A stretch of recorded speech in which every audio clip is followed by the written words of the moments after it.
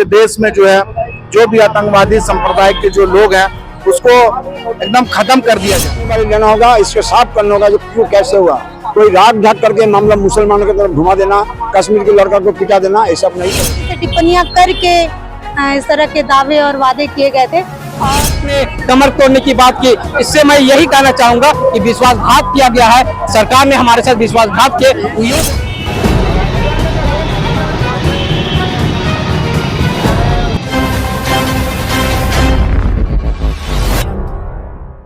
नमस्कार, आप देख रहे हैं न्यूज रांची मेल। मैं इस वक्त मौजूद हूँ झारखंड के राजधानी रांची के अल्बर्ट एक्का चौक में।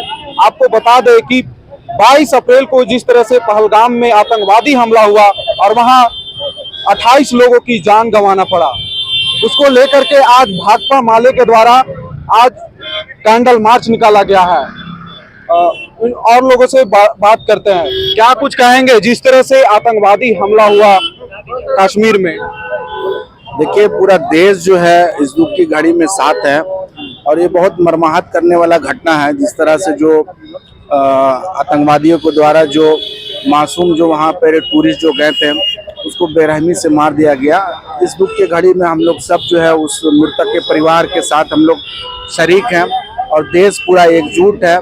इस हमले की हम लोग कड़ी शब्दों में निंदा करते हैं। साथ ही साथ हम लोग भारत सरकार से ये मांग करते हैं कि अब निंदा और इस तरह का कैंडल मार्च कितना होगा। देश अब कार्रवाई की मांग करता है। कार्रवाई इस तरह हो कि पाकिस्तान को जो है नेस्त नाबूद कर दिया जाए और देश का हर धर्म के लोग, हर मजहब के लोग इस घटना से एकदम मर्माहत है। बहुत दुख की घड़ी है और हम लोग जो है वो परिवार के पास हम लोग शरीक नहीं हो सकते हैं, लेकिन यहीं से हम लोग अपनी संवेदना व्यक्त करते हैं और सरकार से ये मांग करते हैं कि इस बार कार्रवाई ऐसी करे कि जो है पूरा देश जो है आपके साथ है और आपको ये आह्वान करता है देश का हर एक नागरिक कि कार्रवाई करिए। मोदी जी, इस बार कार्रवाई करिए। क्या कार्रवाई करना चाहिए कि पूरा आतंकवाद पूरी तरह से खत्म हो जाए। देखिए, जिस तरह से सर्जिकल स्ट्राइक हुआ है, एयर स्ट्राइक हुआ है, तो उसी तरह आप कार्रवाई करिए और घुस के जो उसके देश में जो है जो भी आतंकवादी संप्रदाय के जो लोग हैं उसको एकदम खत्म कर दिया जाए। क्योंकि देश अब जो है परेशान हो गया। हमेशा जो है हम लोग सुनते आए हैं कश्मीर में घटना हो जाता है तो कभी पार्लियामेंट में घटना हो जाता है तो कभी यहाँ घटना हो जाता है, हमारे हिंदुस्तानी नागरिकों को जो है मार दिया जाता है। तो ये बर्दाश्त के बाहर हो चुका है अब और कार्रवाई की मांग करती है देश। मोदी जी, अब कार्रवाई करिए और घुस के मारिए। ये पानी बंद करने से, ये सब करने से कुछ नहीं होगा। अब एकदम मार होना चाहिए उन लोगों को, पाकिस्तान में घुस के मार होना चाहिए और वहाँ जितने भी आतंकवादी है सबको मार करके ढेर करेगी। क्योंकि हम लोग के पास में सब कुछ है। देखिए, जो 26 जनवरी 15 अगस्त में जो आप कर्तव्य जो दिखाते तो हम लोग के पास में तो हर चीज से मतलब भरपूर है। हिंदुस्तान जो है हर संसाधन से भरपूर है, किसी चीज की कमी नहीं है। मिसाइल है, तोप है, हर चीज है, तो उसका यूज करिए। अब एकदम पाकिस्तान को खत्म करिए और हिंदुस्तान में मिला दीजिए पाकिस्तान को एकदम लाके। तो और कुछ हमारे साथ है, उनसे बातचीत करेंगे।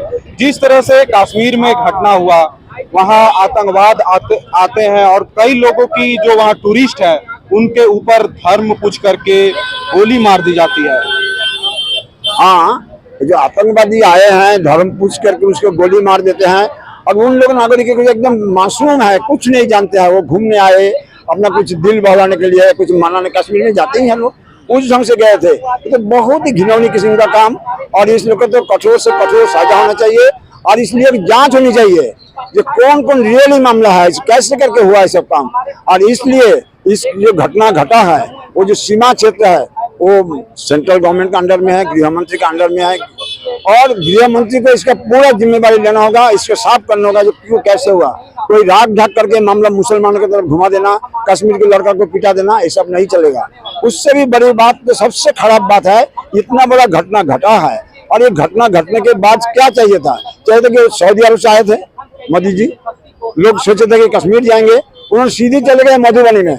वहां जाके घोषणा कर रहे हैं आतंकियों के खिलाफ ये कर देंगे, वो कर देंगे, क्या कर देंगे, जो ठीक है जो करना करे। लेकिन इसको फिर एक हिंदू मुस्लिम करके रोटी सके जा रहा है।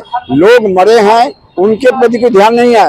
एक सूरत के एक महिला ने एक सवाल खड़ा किया है कि भाई ये कैसे हुआ है। और खास करके सूरत जो उसमें मैंने आरएसएस का बीजेपी का गढ़ है, वहां से कुछ सवाल खड़ा किए, इसके जांच कौन करेगा, कैसे हुआ, क्या चूक हुआ, उसके जवाब तो मंत्री को देना होगा। बल्कि इन्होंने उसे जवाब देने का बदले में लगातार क्या बोले थे, सांप्रदायिक तनाव पैदा करके एक उग्रवादी उग्र राष्ट्रवाद का प्रचार करके एक समुदाय को अलग थलग करके ये पूरा चुनावी रोटी सेकने के लिए काम कर रहा है। उधर अमित शाह ने लापरवाही की है और मोदी ने इसको रंग चढ़ा रहा है चुनावी रोटी सेकने का काम।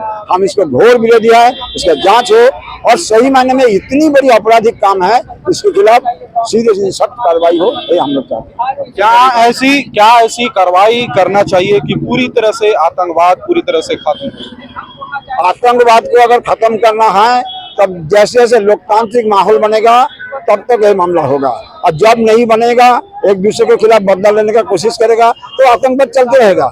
एक मतलब कोई जांच नहीं हुआ, क्या हुआ नहीं हुआ, कुछ नहीं हुआ, और बल्कि जांच किए बिना जांच ना हो इसके लिए मामले को डाइवर्ट करने के सारे खेल खेला जा रहा है।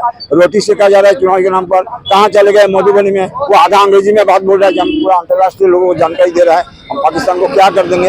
अरे क्या करेंगे बाद में कीजिए आप, लेकिन ये तो कीजिए लोग क्यों मर गए, कैसे क्या हुआ नहीं हुआ।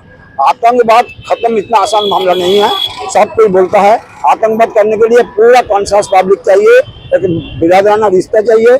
अगर उधर से अगर वो आतंकवाद है तो ये हिंदू नाम हिंदू का नाम से उकसा करके जो कह रहे हो कम बड़ी आतंकवाद नहीं है, ये भी एक आतंकवाद है। नाम हुआ मोहन दत्ता, मैं राष्ट्रीय कमेटी के ये हम क्या बोले सदस्य हैं, यही मेरा परिचय भटपा माले के से हैं। साथ कुछ और लोग हैं, उनसे भी बातचीत करेंगे। दीदी, जिस तरह से कश्मीर में आतंकवादी हमला हुआ, कई लोगों की 28 लोगों की लगभग जान गई, तो क्या कुछ इस पे कहेंगे? देखिए, बहुत ही दुखद घटना है। मतलब एक घटना से लोग उभर नहीं पाए थे देश के, पुलवामा वाले घटना से, और दोबारा ऐसी घटना और बहुत बड़ी चूक, सुरक्षा में बहुत बड़ी चूक, बड़े बड़े दावे सरकार के सुरक्षा को लेकर, और सिर्फ दावे नहीं, उन दावों पे वोट मांगा गया। हाँ, और पिछली सरकारों पे बहुत गंदे तरीके से टिप्पणियां करके इस तरह के दावे और वादे किए गए थे, और भाजपा की सरकार आने के बाद 370 हटने के बाद, वहाँ पर केंद्र शासन लागू होने के बाद ये स्थिति है। वहाँ तो कोई दूसरी सरकार नहीं है, केंद्र सरकार है, केंद्र शासित प्रदेश है, और अब 370 भी नहीं है। आपने नोटबंदी से भी आतंकवाद के कमर तोड़ दिए थे, तो फिर आज इतनी बड़ी बड़ी दो घटनाएं कैसे हो गई? बड़ी सवाल।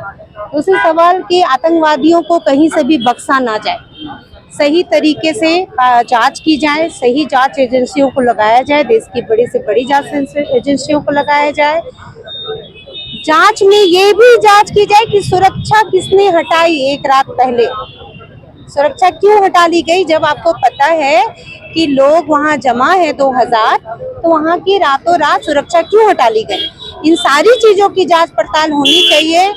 और जो हमारी मंशा है, हम चाहते हैं कि वो मैंने हम जो सोच रहे हैं कि इनकी जो मंशा है, हमें जो लग रहा है काश हो ना हो। सरकार की जो स्थिति है, वो चुनावों में उनकी जो पूरे देश में स्थिति है कि वो किसी भी वादे पे खड़े नहीं उतर रहे हैं, तो वो जो बरगलाने के लिए, भटकाने के लिए रोज नए सगुफे ला रही हैं, कभी वफ कानून के सगुफे, कभी आपके आतंकवादी जैसी घटनाएं, ये लोग भी जान मारे जा रहे हैं, उनकी संपत्तियां छीनी जा रही हैं, और इधर ना रोजगार है, ना शिक्षा है, ना महंगाई में कोई कमी है। तो चारों तरफ से मर रहे हैं लोग, चारों तरफ से मर रहे हैं लोग। क्या सरकार को क्या ऐसी कदम उठानी चाहिए कि पूरी तरह? सबसे पहले तो गृह मंत्री को इस्तीफा दे देना चाहिए। जरा से भी अगर उनमें शर्म बची है तो लगातार ऐसी घटनाएं हो रही हैं, उनको जल्द से जल्द अपना इस्तीफा दे देना चाहिए, और कड़ी से कड़ी जांच एजेंसियां अपनी जांच करें और दोषियों को सजा दें।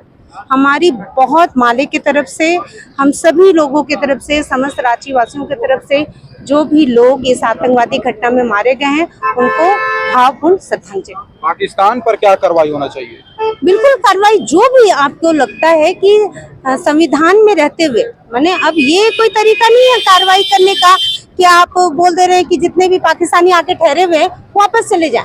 ये आप देश पे कार्रवाई नहीं कर रहे हैं, आप एक सरकार है ना, आप सरकार के तौर पे सरकार पे कार्रवाई करेंगे, आतंकवाद पे कार्रवाई करेंगे। अब मानिए अगर कोई उस देश से डॉक्टर ही दिखाने आया है, तो क्या आप उसको भगा देंगे?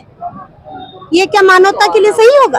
हाँ, तो बड़ी बात ये है कि सरकार में क्या ह्यूमैनिटी है, ये भी मुझे देखनी है कि वो अगर कोई गलती करता है तो क्या हम उतनी ही नीचता पे जाके वो काम कर रहे हैं, या फिर सरकार पे दबाव बना रहे हैं कि उनकी ये स्थिति की जाए पाकिस्तान सरकार की कि दोबारा उनकी भी हिम्मत ना हो हमारे देश में घुसने की। इतनी बड़ी बड़ी लाल आंखें करके मोदी जी दिखा रहे थे ना जी, तो वो दिखाए, अब मौका मिला है ना उनको, दिखाए वो आंखें और रोके पाकिस्तान को कि कैसे तुम्हारी हिम्मत होती है, हम तो चाहते हैं वो करे।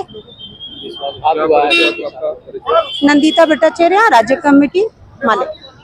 जिस तरह से कश्मीर में घटना हुई है, क्या कुछ कहेंगे?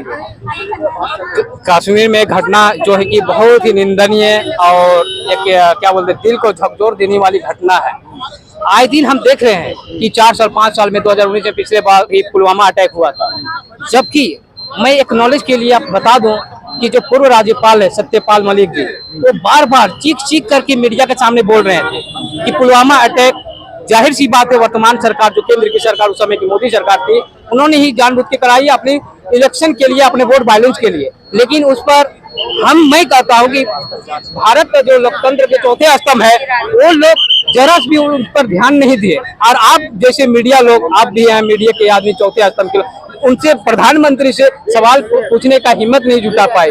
मैं अगर इसी तरह का हमारे सवालों को, जो भी अगर सत्यम मलिक का जो सवाल था, अगर उस पर ही कार्रवाई हो जाती तो मैं समझता हूं कि आज जो हमारे पहलगाम में 28 भाई का शहीद हुए, वो शहीद नहीं होते। अगर अब भी नहीं जागे, अगर अब सरकार से, गृह मंत्री से, प्राइम मिनिस्टर से, विदेश मंत्री जी से, रक्षा मंत्री जी से अगर आप अकाउंटेबिलिटी एंड रिस्पॉन्सिबिलिटी नहीं मांगेगा तो इसी तरह हमारे देश की जनता को जान गंवानी पड़ेगी।